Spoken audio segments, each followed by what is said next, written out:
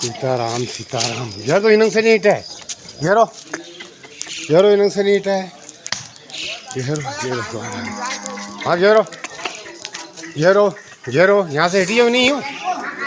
हाँ सीताराम जय हो देव महाराज उदयराय महाराज की जय, रामचंद्र भगवान की जय, गणेश जी की जय। जय हो बाप जी, जय हो राम जी, जय जय सीताराम, जय जय सीताराम, जय जय सीताराम, जय सीताराम, जय सीताराम, जय सीताराम, जय सीताराम, जय जय सीताराम, जय जय सीताराम, जय जय सीताराम, जय जय सीताराम, सीताराम सीताराम सीताराम सीताराम सीताराम सीताराम। जय हो देव बाबा की जय हो, रामचंद्र परिवार बाबा की जय हो, उदयराय महाराज की, रामचंद्र भगवान की, क्षणापति सरकार की। सीताराम सीताराम सीताराम।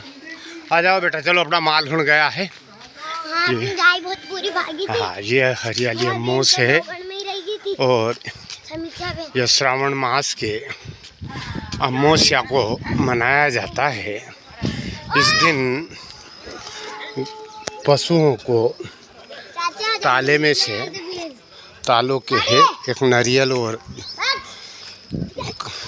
एक दोड़ली में बांधे, उसमें से सभी माल उनके निकाले हैं और देव बाबा के यहाँ छांटे भी लगाए जाते हैं उनको। और एक ताला एक ठोका टाइप रस्म की जाती है जिसमें सभी पशुओं को निकाला जाता है बीमारियों की सुरक्षा के लिए और उनकी सुरक्षा के लिए, क्योंकि गोधन गजधन और रतन धन खान, तो गोधन सबसे बड़ा धन कहा गया था, इसलिए भी वह सुरक्षा के लिए यह त्यौहार मनाया गया। और उस समय पुराने समय में ज़्यादा इलाज नहीं हुआ करता था, इसे देवताओं के नाम से ठोका करके विधि विधान से पूजा पाठ करके और ताला की रस्म की जाती थी। रात्रिकालीन गांव के आसपास जितने भी घर होते हैं उनमें उनके आसपास ये माता जी बैठी हैं हमारी और ये मकान है। इससे ज़्यादा हाँ चलो लिख लो बेटा, पढ़ी नहीं जाए माल ढोर। जय सीताराम।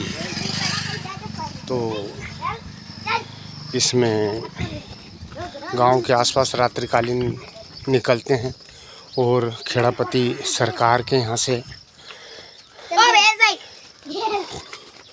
वो सामान लाकर, जिसमें नींबू वगैरह प्रसाद जो भी होता है उनको वहाँ इकट्ठा करके ताले के पास गाड़ा जाता है सुबह। और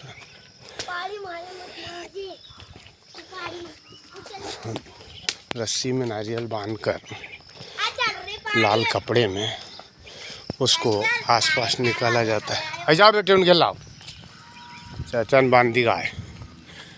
उसके बाद सभी बड़े उत्साहित तरीके से इकट्ठे होकर शंख बजाते हैं। देव बाबा के हैं, उदयराय महाराज का स्थान है। जगह जगह अपने अपने गांव के हिसाब से सब व्यवस्थाएं होती है, पर यहाँ पे आज भी मांडे है कहीं में दीवार पे। अच्छा कई मांडा आज। हाँ ऐसी व्यवस्था है कि वहाँ जैसी शक बजता है और पशुओं को लेकर सब निकलते हैं और देव बाबा के यहाँ से, उदयराय महाराज के यहाँ से वो टाले के नीचे से निकालते हैं लोग को। ऊपर रस्सी में बंधा होता है और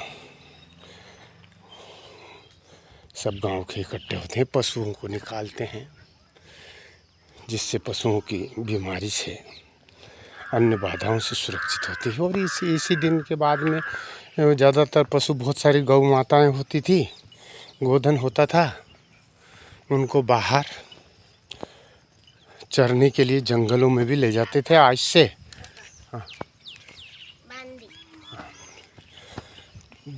जंगलों में भी ले जाया जाता था, जहाँ उनके गोरक्षक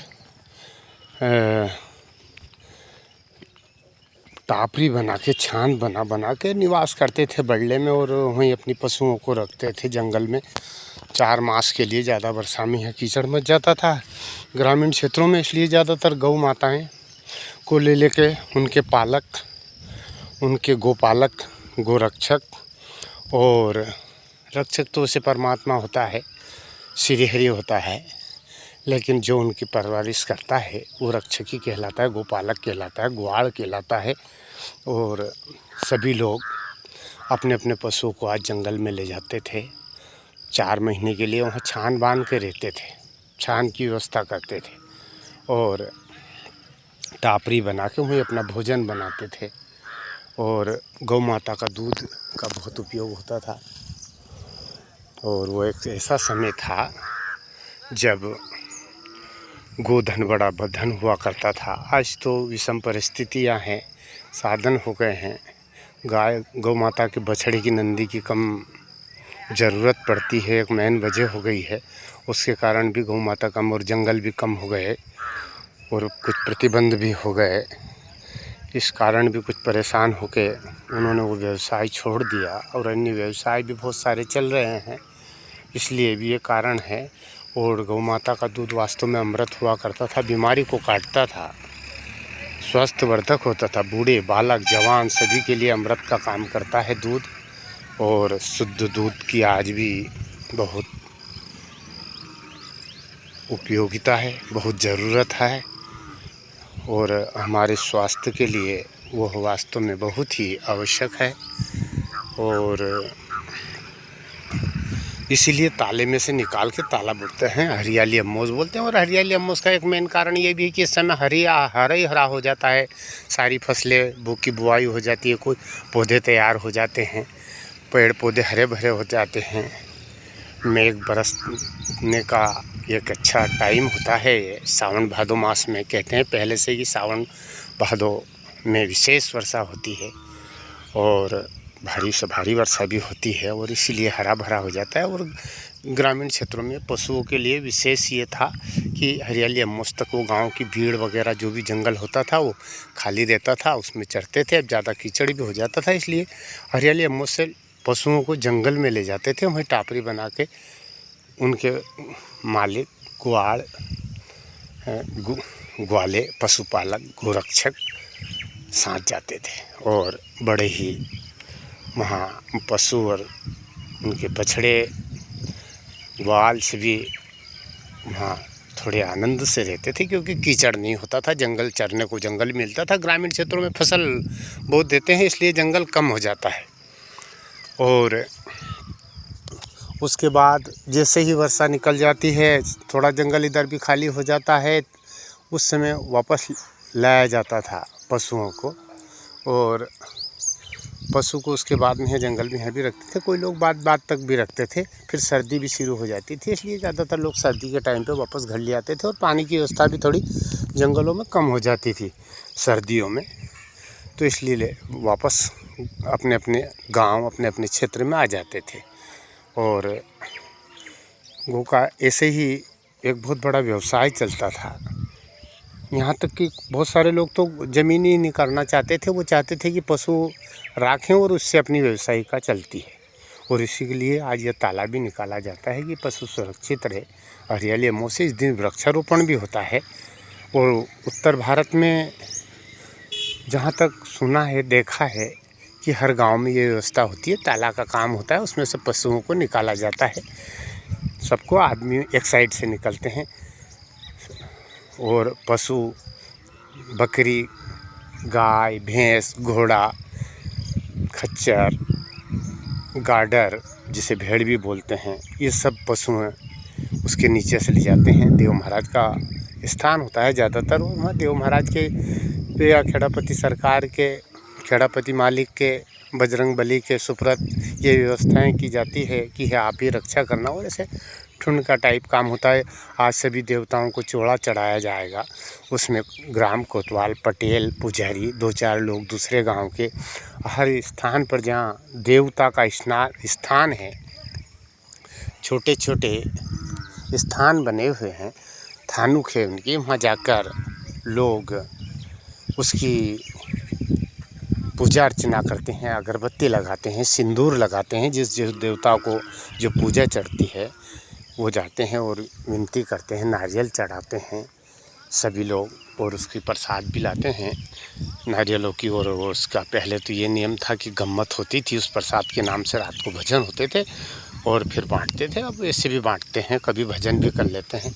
और श्रावण मास है ये, श्रावण मास में जगह जगह रामायण पढ़ना ग्रामीण क्षेत्रों में, और पशुओं की सुरक्षा करना, अपनी व्यवसाय करना, खेती बाड़ी में अनाज होता है, निंदाई गुड़ाई करते हैं। आजकल तो दवा कीटनाशक चली है, उससे काफ़ी नुकसान भी होता है, चारा मार भी चली है।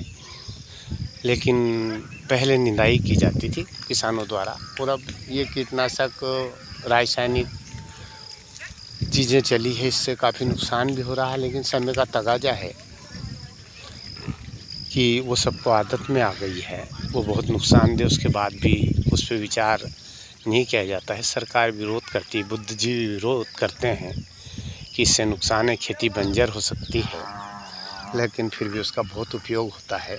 और खाद, पहले पशुओं का खाद की भी बहुत कीमत थी, और उससे लोग ज़मीनों में खाद डाल के उसको बहुत ज़्यादा पैदावार लेते थे। लेकिन अभी तो रासायनिक खाद चलते हैं, पशु का खाद पे कोई गौर नहीं करता इतनी। और पशु को रखने के लिए भी काफ़ी परेशानी होती है, और जंगल नहीं है, व्यवस्थाएं नहीं है, विचारधारा भी बदल गए हैं। पहले से परेशानी नहीं तोड़ना चाहते हैं जंगल में जाके, और जंगल में तो रहने ही नहीं दिया जाता है। इस समय जंगल भी कम बचा है, और कुछ नीतियां भी ऐसी है कि जिनकी वजह से कुछ क्षेत्र में पशुओं पर प्रतिबंध लगा रहता है। इसके कारण ग्वाड़ी वगैरह बनाने में, टापरी बनाने में, अपना निवास स्थान बनाने में दिक्कत आती, चराने में दिक्कत आती, धीरे धीरे कम होती। नहीं तो यहाँ से ये विंध्याचल क्षेत्र लगा हुआ है, तो यहाँ से बहुत सारे गाँवों की उतनी मवेशी निकलती थी, तोड़े के तोड़े 200, 400 गायें निकलती थी एक दिन में, और सब जंगल में इसमें जाती थी दूर दूर के गाँवों से। और अभी बिल्कुल वो बंद हुआ है, मुश्किल से 15-20% पशु बचे हैं। अब तो ज़्यादातर लोग सब अपना अपना अलग अलग व्यवसाय करते हैं, पशुधन पे निर्भर कम हो गए। और हैं जी अपन बांध के अपने ही व्यवस्था रखते हैं, उनको अपने घर ही रखते हैं, यहीं खूंटे पे एक स्थान पर बांध कर उनकी व्यवस्था की जाती है, वहीं खिलाया पिलाया जाता है। चरने के लिए नहीं छोड़ते हैं, बहुत कम लोग छोड़ते हैं, और जिसका परिणाम ये होता है कि पशु उतने सुरक्षित नहीं, उतने स्वस्थ नहीं है जितने पहले चरने से रहते थे। अभी उतने स्वस्थ नहीं हैं, क्योंकि बंदे बंदे वो परेशान होते हैं, इसलिए वो इनकम भी नहीं दे पाते हैं, और सुरक्षित भी नहीं होते हैं, स्वास्थ्य उतना अच्छा नहीं रहता है पहले जैसा। और ग्रामीण क्षेत्रों में इसका बड़ा महत्व है। हरियाली अम्मोस का हरी भरी टाइम पे आती है ये, इस पे वृक्षारोपण भी करते हैं कई जगह, और देवताओं की आराधना करते हैं, जागरण करते हैं, बड़े अच्छे अच्छे कार्य होते हैं। धार्मिक काम श्रद्धा के अनुसार, वो समय के हिसाब से इस पर बड़ा विश्वास है। सब अपने अपने पशु, छोटे से बछड़े को भी वहाँ ताले में से निकालने के लिए ले जाते हैं। क्यों ले जाते हैं? कि वो बीमारी वगैरह से ठीक रहे, वो सुरक्षित रहे, उसकी खेड़ापति सरकार, देवता लोग उसकी रक्षा करे, इसलिए यह है। और सारे लोग इसलिए सभी देवताओं की उनके स्थान पर जाकर आराधना करती हैं। लोग पशुएं ले जाते हैं, ताले में निकाल के 2-2, 4-4, 10-10 पशु है, अब सब ले जा रहे हैं ताले में से निकाल के। उदय राय महाराज का स्थान है, उसके सामने से निकालते हैं, खेड़ापति के यहाँ से ला करते हैं, गड्ढे में बाण वगैरह ये गाड़ते हैं। और आज के दिन सुबह से ऐसा ठुंड का टाइप होता है कि झाड़ू नहीं निकालते हैं, सुबह से पानी नहीं लाते हैं, धार नहीं चलाते हैं और झाड़ू भी नहीं लगाते हैं, भोजन देर से बनाते हैं। चूल्हे में पहले अग्नि थी तो पता लग जाता था कि किसने बाल चूल्हो लगा दियो है, बालियो है, धुंधारू निकलतो तो परेशान कहता था कि भैया मैं अपने विघ्न मत करो, इसलिए उस कार्य को भी किया जाता था पहले। अभी तो ये सब में कम हो गया है और इन चीज़ों पे वर्तमान युग में कम विश्वास भी रह गया है लोगों को। आधुनिकता का वो है तो कुछ लोग कम हो गए हैं पहले से, पहले जैसे नहीं है। पहले इन चीज़ों पे ज़्यादा विश्वास होता था। धार्मिकता तो है पर उस तरीके की नहीं है। और वास्तव में धर्म तो धर्म है, धर्म रक्षा करता है तभी तो उसको मानते पूजते हैं। धर्म यही रक्षा करता है। जब धर्म नहीं रहेगा तो ये पृथ्वी की कहते हैं कि धरातल में चली जाएगी, पहले हो जाएगा। धर्म ही रक्षा करता है सबको और धर्म करना चाहिए। और धर्म का यही नहीं है, धर्म तो दया है। कहते हैं पर हित सरिस धर्म नहीं भाई, पर पीड़ा सम नहीं अदमाई। तो सबसे पहला तो धर्म यही है और पशु की रक्षा होती है। इस दिन अब जैसे माल ढोर को वहाँ से निकाल के ले आए हैं, अब उसके बाद में सब अपने अपने पशुओं को बांध कर भोजन वगैरह तैयारी करेंगे, बनेंगे और बड़े इंटरेस्ट से करते हैं सब। बोल सियावर रामचंद्र की जय, बजरंगबली महाराज की जय, उमापति महादेव की जय, कृष्ण कन्हैया लाल की जय, बजरंगबली महाराज की जय, अम्बे मैया की जय, सब देवन की जय, खेड़ा की जय, खेड़ा के सब देवन की जय, सभी धर्म की जय। जय जय सीताराम। सबको सद्बुद्धि दे, सबकी रक्षा करो प्रभु, आपकी जय हो, जय हो, जय हो, जय हो। शरणागत के स्वामी राम जी आपकी जय हो। और सब पशु की अच्छी सी सेवा करे, पशु को ज़्यादा से ज़्यादा पाले। गौ माता तो एक ऐसी है कि कामधेनु है, वह बीमारी से सभी से बचाता है। उसका दूध और खेती में बड़े उपयोगी होते थे बछड़े, और इसीलिए लोग पालते थे, पूजते थे। और इसमें तो कहते हैं कि 36 करोड़ देवताओं का वास होता है। गौ माता में उनकी पूजा की जाती है और इसीलिए लोग मानते हैं। भगवान सभी को सद्बुद्धि दे, सभी नवग्रह देवताओं की जय, रामचंद्र भगवान की जय, शंकर भगवान की जय, अम्बे मैया की जय, सब देवन की जय, खेड़ापति सरकार की जय, रामलला की जय, उमापति महादेव की जय। नमः पार्वती पते हर हर महादेव।